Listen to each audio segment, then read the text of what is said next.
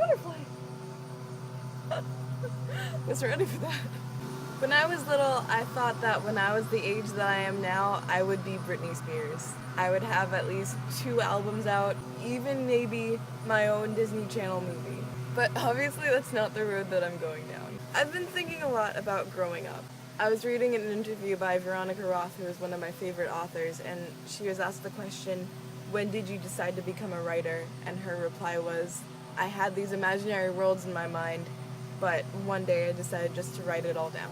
Something like that, I obviously paraphrased. But when did that happen? When did it become not socially acceptable to have an imaginary world that you live in? When did we have to start writing it down and calling it fiction? Because I don't know about you, but when I was little, I took my imaginary worlds extremely seriously. And they were just as real to me as this world was. It's still hard to figure out the difference between fantasy and reality, whether you're 6 years old or 26 years old. Because there are things in this world that are true and things in this world that are false.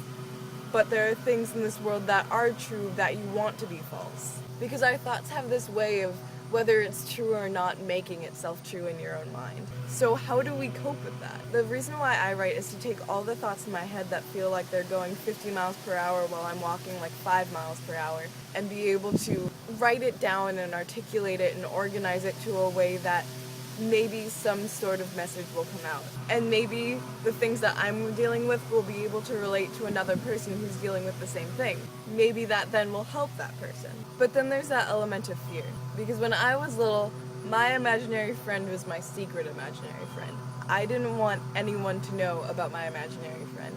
And in the same way, when I write things, I'm very selective about the people that I choose to show that to. Because it's something that I put a lot of care and effort into. And then there are some people that come up to me and are like, oh, hi, what kind of hobbies do you like to do? And I'm always just like, oh, well, I do stuff and I also write and things. Oh, really? What do you like to write about?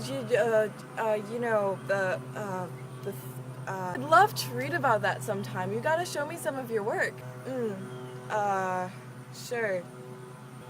No. No.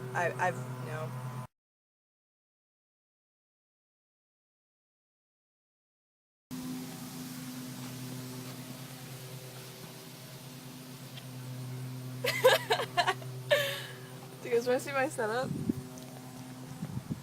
Yeah, man. That's my tripod.